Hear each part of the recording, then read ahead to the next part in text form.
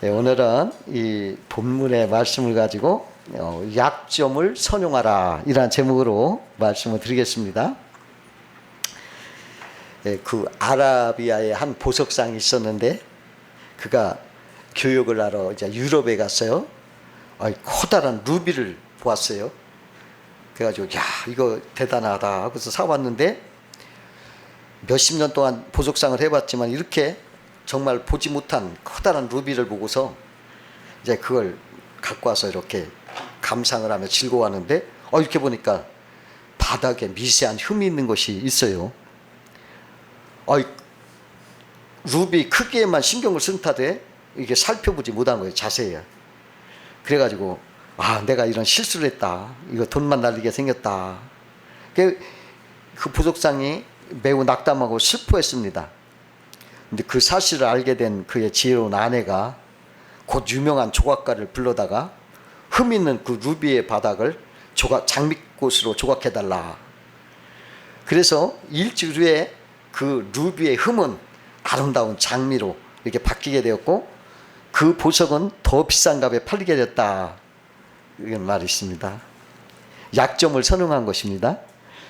그 한 물지객꾼이 있었는데 그에게는 커다란 물동이가 두 개가 그 지게 양끝에 이렇게 매달려 있었어요. 한 동이는 성한 물동이었고 한 동은 좀 금이가 있어서 물이 셌습니다. 우물에서 물을 떠가지고 집까지 좀 먼 길을 가면은 성한 물동이는 언제나 물이 가득 담겨져 있었지만 금간 물동이는 물이 세기 때문에 물이 반밖에 없었습니다. 금간 물동이는 늘 자기의 임무를 다하지 못해서 슬펐습니다. 자기에게 금이가 있는 흠을 보고 늘 부끄러워했어요. 그렇게 해서 세월이 어느 정도 흘러갔는데 금이간 물동이가 부끄러워서 고백을 해요. 주인님, 내 금간 옆구리로 물이 새는 바람에 오랫동안 나는 물을 반밖에 나르지 못했습니다. 정말 죄송합니다. 그러니까 물지객꾼이 이따 집으로 돌아갈 때 길가에 예쁜 꽃들을 잘 보거라. 나는 너 때문에 꽃씨를 심었단다. 우리가 우물가에서 돌아올 때마다 내가 꽃씨에 물을 주었지. 그래서 2년 동안 나는 이 예쁜 꽃을 꺾어서 식탁을 꾸밀 수가 있었단다. 너의 그런 모습이 아니었다면 집은 이렇게 아름다운 꽃으로 꾸밀 수가 없었을 거야. 그렇게 말을 하더라는 거예요. 그 약점을 선용해서 꽃 피우는 데 사용했다는 것입니다. 그 세계 가전시장에서 맹위를 떨치던 일본의 대표 브랜드로 파나소닉이 있어요. 그 회장 마쓰시다가 그의 회고록에서 이런 말을 했어요. 자기의 성공 원인은 세 가지다. 첫째, 내가 집이 가난했기 때문이다. 둘째 성공은 몸이 내가 약했기 때문이다. 셋째 성공은 내가 초등학교도 못 배웠기 때문이다. 그러니까 기자들이 놀랬죠. 그게 뭐가 이렇게 성공 원이냐 그랬더니 그 사람이 이런 말을 했어요.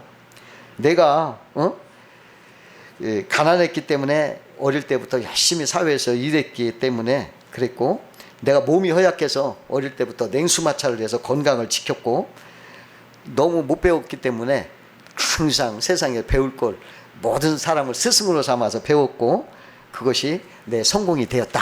이렇게 말하는 거예요. 그러니까 약점을 불평원망하지 말고 그걸 선용하면 하나님의 사랑과 축복을 받는다는 것입니다.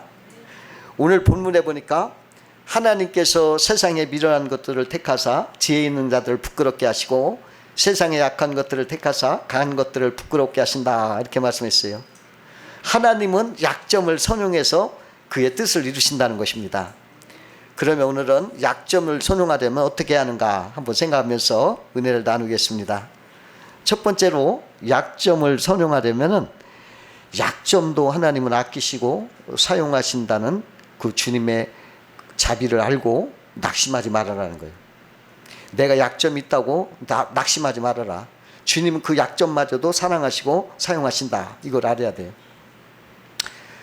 제가 아는 어떤 목사님이 계셨는데 그분이 얘기를 이렇게 하더라고요. 자기 교회의 문이 오래돼서 덜컹거리고 잘 안 닫히고 그래서 문을 다시 세워야겠다 하고서 망치로 이제 바닥 세멘트를 막 깨트리고 있는데 망치 대가리가 툭 써 빠져나가더래요. 그래서 다시 주워다가 자루를 단단히 끼고 일을 하다가 생각이 나기를 하나님은 고장난 것도 고쳐서 쓰시는구나. 이게 깨달아지더래요. 근데 그 말을 내가 듣고서 나도 은혜 받았어요. 부족하고 미련하고 약한 것도 하나님은 아끼시고 고치고 쓰시는구나. 그런 생각이 들고서 하나님의 사랑을 느꼈습니다. 세상은 강하고 지혜롭고 멋진 사람을 사랑하고 인정하지만, 그런 사람을 대접하지만은, 하나님은 약하고 미련하고 고장나고 어려운 사람도 위로하시고 사랑하시는 자비로우신 하나님이시는 것입니다. 그러니까 우리의 연약한 약점조차도 귀히 여기시고 그걸 선용하시는 하나님이신 것입니다. 그 영국의 역대 국왕 중에서 인격적으로나 용모로나 학식으로 볼 때 가장 약점이 많은 왕이 제임스 1세라고 합니다. 그는 아주 술을 좋아했고 또 아주 그렇게 죄를 짓기를 좋아했고 탐닉했고, 또 자기 외교적 유익을 위해서 자녀들 막 정략 결혼을 시켰고, 또 아주 호색하고 방탕한 거로 국고를 막 탕진하는 왕이었답니다. 그는 막 균형을 잃은 머리가 있고 침을 흘리는 혀가 있었고 활처럼 흰 두 다리가 있었고 인간성도 비열했고 현명한 티를 내는 그 위선이 많았다고 그래요. 그러니까 왕으로서 존경할 가치가 조금도 없는 사람이었답니다. 그런데 자비로우신 하나님은 그런 왕을 들어 쓰셨어요. 그가 성경학자들을 소집해서 어느 시대를 막론하고 가장 감동적이고 영향을 주는 성경을 펴냈습니다. 그 성경이 바로 1611년에 간행된 흠정역 성경이었고 왕의 이름을 딴 제임스 왕역 성경이라, 킹 제임스 버전이라는 성경입니다. 가장 그렇게 못난 애를 하나님은 위대한 성경을 하는데 썼던 거예요. 그 야곱도 보면은 형을 속이고 동생을 속이고, 형을 속이고 아버지를 속였어요. 그리고도 그 이름도 야곱이면 그 이름이 도적놈 사기꾼이라는 이름이에요. 욕심이 많고 잔꾀가 많은 사람이었는데 하나님이 그를 선택해서 이스라엘 조상으로 세우시고 역사를 하셨습니다. 우리도 약점이 많아도 주님은 그 약점도 귀하게 여기시고 존귀에 쓰시는 하나님인 것을 알고 낙심하지 말아야 되겠습니다. 그 날개를 심하게 다친 독수리 한 마리가 자기를 생각해 볼 때, 야, 이거 내가 이제 날지도 못하고 이거 독수리 왕이 새들의 왕인데 이거 이렇게 높이 못 나르면 내가 살아갈 가치가 없다. 이런 생각을 한 거예요. 그래가지고 벼랑 아래로 자기가 자살을 하려고 몸을 이렇게 웅크리고 있는데 대장 독수리가 막 날라오면서 왜 그러냐고 그렇게 물어보는 거예요. 나는 독수리임에도 불구하고 이제 높이도 못 날고 날개를 다쳐서 이제 다 소용없습니다. 그러니까 대장 날개가 그러지 마라. 하고 날개를 자기가 쫙 피면서 나를 봐라 하는 거예요. 이렇게 보니까는 그 몸에는 막 여러 가지 상처가 있어요. 솔가지에 찢긴 상처, 다른 독수리에게 막 핥힌 상처, 그러한 상처로 가득한 거예요.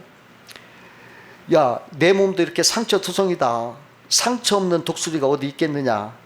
그 자살하던 독수리가 그걸 보니까 고개가 숙여지는 거예요. 근데 대장 독수리가 또 말을 합니다. 이것은 나의 몸에 새겨진 상처일 뿐이지만 내 마음에는 수많은 상처 자국이 새겨져 있다. 그 상처 자국에도 불구하고 나는 다시 일어났다. 상처 없는 독수리는 이 세상에 태어나자마자 죽어버린 독수리다. 죽어버린 독수리일 뿐이다. 이렇게 말하더라는 거예요. 그렇잖아요. 독수리가 상처 없는 독수리 없다. 다 상처가 있다는 거예요. 그 한 병사가 사막에서 생활하는 어느 수도사를 찾아가서 하나님이 자기 죄를 회개하면 받아주실 것인지 모르겠습니다. 그러니까 수도사가 그에게 이렇게 물었어요. 친구요, 자네는 왜 두 옷이 찢어졌을 때 그것을 버리는가? 그 병사가 대답하기를 아닙니다. 그걸 다시 수선해서 입습니다. 그러자 늙은 수도사가 그에게 자네가 옷에도 그렇게 신경을 쓰는데 하나님이 자신의 피조물에 대해서 깊은 관심을 보이지 않겠는가? 이런 말을 하더라는 거예요. 자비로우신 하나님은 우리의 약점도 귀중하게 여기심을 알고 낙심하지 말라는 거예요. 두 번째로 약점을 선용하려면 자기의 부족한 약점이 하나님의 능력을 끌어들이는 통로가 됨을 알고 주님만 의지해라는 거예요. 1967년 이스라엘 연립 내각을 이끌었던 위대한 여자 정치가 골다 메이어 총리가 자기 약점에 대해서 이렇게 말한 거예요. 저는 제 얼굴이 못생긴 것으로 참으로 다행스럽게 생각합니다. 저는 일반적인 사람들과 비교해 보았을 때 너무나 못생겨서 그래서 열심히 기도했고 정말 최선을 다해 공부했습니다. 나의 이러한 약점은 나에게 뿐만 아니라 이 나라에도 무한한 도움을 주었습니다. 우리의 약점과 실망은 곧 하나님의 부르심입니다. 이렇게 말했어요. 약점이 오히려 하나님을 더 가까이 할 수 있고 하나님께 더 기도하고 겸손히 하나님을 의지할 수 있게 해서 능력 있는 정치가 되었다는 것입니다. 그 대지의 작가 펄벅 여사, 아주 유명한 분이, 그에게 딸이 하나 있는데 이 딸이 전응아였어요. 그래 그걸 이렇게 말했어요. 만일 내 딸이 전응아가 아니었다면 나는 나보다 못한 사람을 멸시하고 천대했을 것이다. 내가 얼마나 우쭐댔는지 모른다. 그런데 하나님께서 내게 정신이 박약한 전응아 딸을 주셔서 모든 사람은 귀하고 평등하다는 것을 깨닫게 하셨다. 그렇게 말씀했어요. 그녀는 이 딸 때문에 모든 사람을 귀히 여길 수 있었다는 것입니다. 그는 책을 쓰는 동안에 세계인은 모두가 인간의 존엄성을 가지고 있다는 것을 많이 썼어요. 이처럼 하나님께서는 그런 아픈 약점을 선용하셔서 하나님의 큰 뜻을 이루셨다는 것입니다. 그 어느 목사님이요, 미국 보스턴에 집회를 초대를 받아 인도하러 갔어요. 근데 막 떨리더래요. 그 보스턴에 있는 그 교회는 대학 교수, 하버드 대학생, 보스턴 대학생, MIT 학생, 이런 지성인들이 온다는 거예요. 그래서 목사님이 야 이거 부족하고 미련한 내가 어떻게 그 똑똑한 사람들 앞에서 복음을 전할까 막 덜덜덜덜 떨면서 비행기를 탔대요. 그 비행기 안에서도 막 하나님 좀 도와달라 막 기도하고 막 계속 기도하면서 그랬대요. 근데 이상한 그날 강단에 딱 섰더니 목사님 입이 열기도 전에 막 하나님께서 막 확 그냥 역사하더래요. 막 말씀을 전하니까 막 사람들이 막 아멘 하고 막 카페트에 내려와서 막 기도를 하고 막 그냥 막 은혜를 받고 뒹굴고 그러더라요. 그래서 목사님이 야 이번 집회는 대단하다, 굉장하다. 첫날부터 이렇게 은혜가 임하는구나. 근데 그 다음날 새벽 집회를 인도하러 딱 나갔더니 정반대 현상이 나타나더래요. 사람들은 한 80% 많이 왔는데 이상하게 설교가 안 되는 거예요. 그래 보니까 막 고개를 숙이고 있는 사람, 막 조는 사람 있고, 막 지겨워서 견디지 못하겠다, 막 그냥 시계를 보는 사람 막 이렇게 있는 거예요. 이상한 현상이 나타난 거예요. 그 설교하는 목사님이 얼마나 힘이 들었는지 막 식은땀이 줄줄 나고 막 덜덜덜 떨면서 고생하면서 내려왔어요. 목사님께서 이제까지 붕해를 인도하면서 그런 일은 처음이다. 하나님께 기도했습니다. 하나님 오늘 왜 이렇게 어려웠습니까? 그러니까 하나님이 마음속으로 뭐라 하냐면 야 네가 오늘 새벽에 내게 도와달라고 나를 의지했느냐? 너 기도했었느냐? 너 혼자 잘하더라. 계속 혼자 잘해보거라. 이렇게 비꼬시는 그런 느낌이 들더래요. 아찔하더랍니다. 전날 밤에는 비행기를 타면서도 막 기도하고 내리면서도 막 기도하고 밥을 먹으면서도 계속 주여 도와주셔서 그냥 기도하고 도와달라고 했는데 그날 새벽에 전날 잘 됐으니까 그날은 잘 될 줄 알고 뭐 그냥 하나님 의지하지 않고 그냥 편안히 나갔다가 그냥 하나님이 그걸 괘씸히 여겨서 도와주지 않으신 거예요. 하나님은요 자기가 부족하다, 하나님 나 부족합니다, 저 좀 도와주세요 하고 절감하면서 하나님을 의지하는 사람에게 도와주시는 거예요. 그냥 저를 좀 도와주세요, 주님 손 떼시면 나는 아무것도 못합니다, 나 망합니다, 나 부족하오니 주여 저를 좀 도와주셔서 하고 막 매달리고 있어야 하나님은 막 기뻐하시고 막 도와주시는 거예요. 하나님 막 의지하고 하나님 앞에 매달려 살면 하나님은 그를 위대하게 하시는 겁니다. 세 번째로 약점을 선용하려면 겸손해야 돼요. 그 나폴레옹이 유럽을 다 정복하고 나서 그 여세를 몰아 러시아까지 진격하려고 했어요. 그 전날 밤 사람들 다 모아놓고 막 호언장담을 한 거예요. 막 너무 자신감이 넘쳐가지고 사람들 볼 때 너무 오만하게 보였어요. 그 모습을 보고 한 귀부인이 전쟁은 하나님께서 하시는 것인데 너무 자만하지 마세요, 그런 말 했어요. 그러니까 나폴레옹이 교만하게, 부인, 전쟁은 내가 하는 겁니다, 내가 이깁니다, 그러더라는 거예요. 그러나 그는 러시아에 가서 크게 패배해가지고 나중에 외땀섬으로 쫓겨나 쓸쓸히 죽어가면서 나는 힘으로 세상을 정복했으나 망했고 예수는 사랑으로 세상을 정복했다, 이렇게 말하면서 자기의 힘과 능력만 뽐내던 교만을 후회했다는 것입니다. 그는 너무 강해서 망했어요.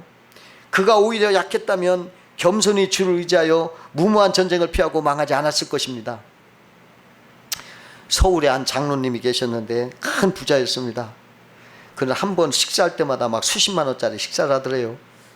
그런데 교회에는 관심이 없는 거예요. 그러던 중에 장로님이 자기 사랑하는 아내가 암으로 세상을 떠났어요. 그때 그 장로가 충격을 받은 거예요. 내가 이렇게 살면 안 되겠구나, 잘못 살았다. 그때 자기의 부족을 깨닫고 돌아서 가지고 그 다음부터 교회에 충성하고 교회도 새로 짓고 크게 짓고 많은 곳에 선교도 하고 그렇게 살더라는 것입니다. 생사화복을 주관하신 하나님께서는 인생의 약점을 깨닫게 해서 겸손을 주셔가지고 하나님의 뜻을 섬기게 하는 것입니다. 그 어느 집사님이 사업을 하는데 그렇게 잘 되는 거예요. 재산이 불과 10여 년 만에 막 그냥 수십억 원의 재산이 막 불어난 거예요. 그때부터는 그가 목에 깁스를 하는 거예요. 그냥 그가 목이 뻣뻣해진 거예요. 누가 지나가도 뭐 인사도 안 하고 그냥 나오는데, 그런 막 은행에 가서 집도 공장도 회사도 담보로 해서 돈을 빼가지고 사업을 막 더 크게 확장해 나갔어요. 모든 것이 막 계획대로 순풍에 돛담배처럼 막 슬슬 풀려가고 착착 잘 되는 거예요. 그러니까 누구 말도 안 듣는 거예요. 아나 무인이 되는 거예요. 목사님이 막 타일러도 안 들어. 막 교만해져, 막 기고만장해진 거예요. 그런데 갑자기 IMF가 닥친 거예요. 그래가지고 이 사람이 그대로 부도가 나서 가정이 파탄이 됐어요. 가족들은 뿔뿔이 다 흩어졌어요.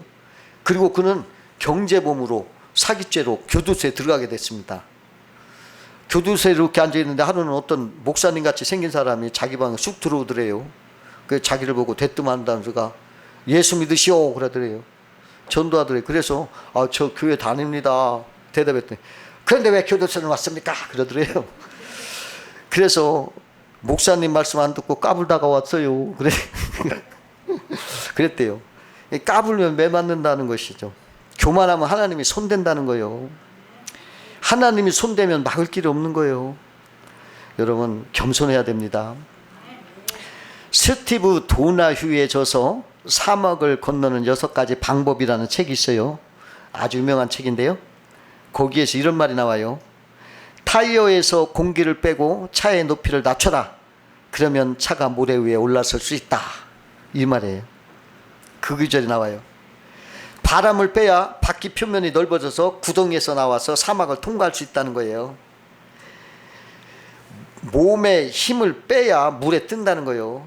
어깨에 힘을 빼야 홈런을 친다는 거예요.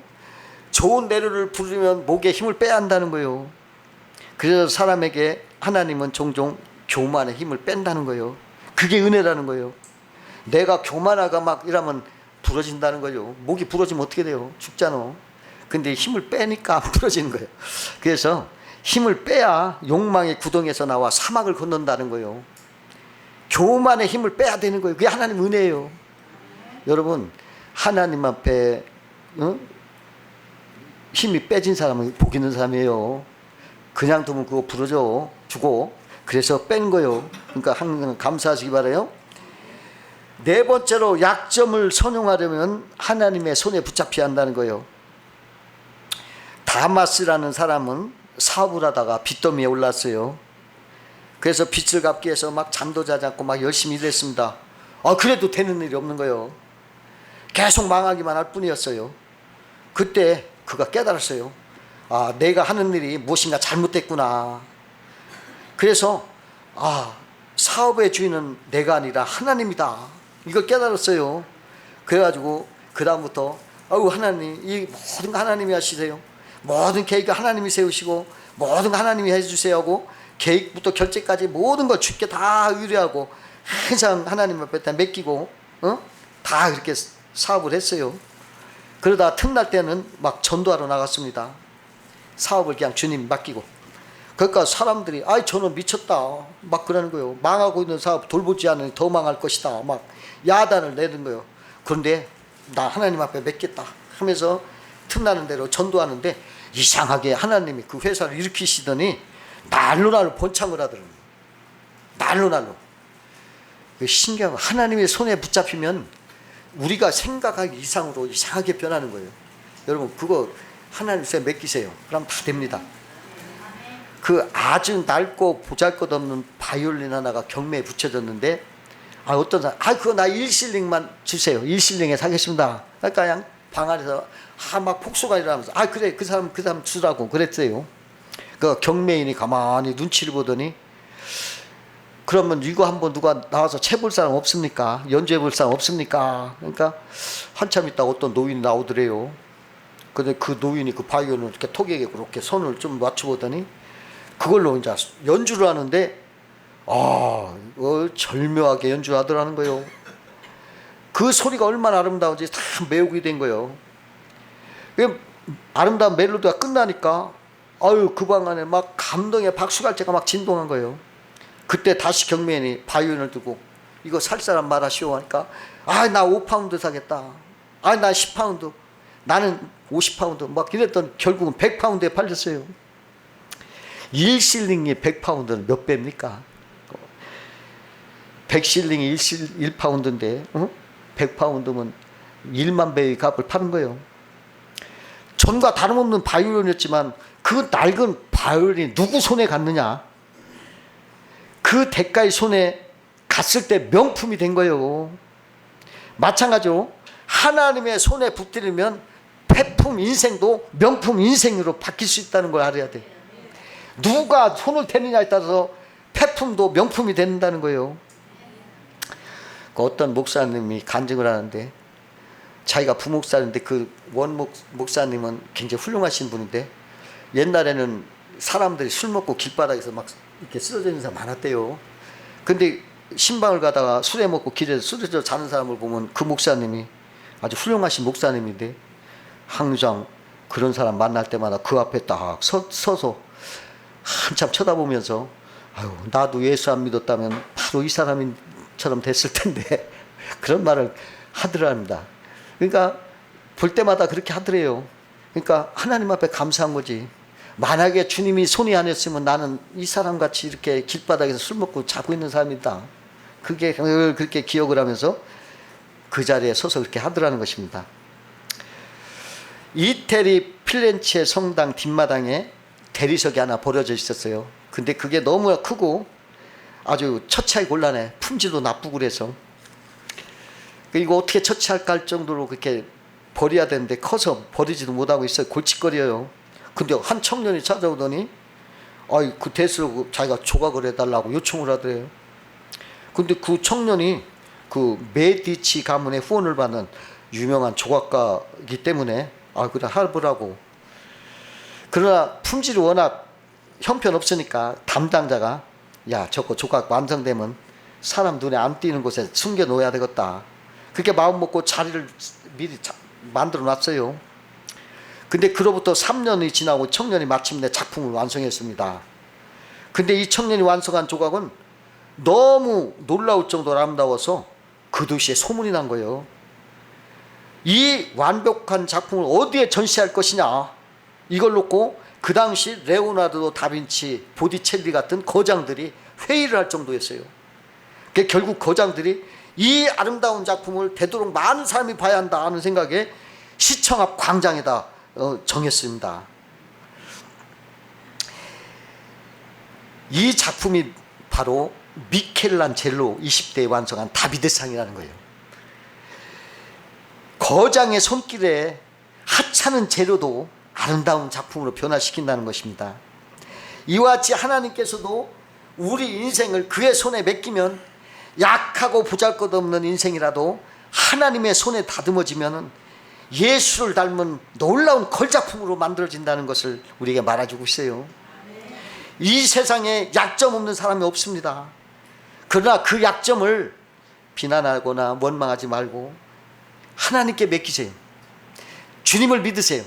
그러면 하나님이 그 손으로 여러분을 명품의 색으로 바꿔주시는 분이신 것을 여러분 아시기 바랍니다. 예수 믿는 것은 폐품의 색을 명품에서 바꾸는 비결인 것입니다. 명장의 손에 여러분들 맡기시기를 주의 이름으로 축원드립니다. 네, 기도하겠습니다. 상의 하나님 감사합니다. 오늘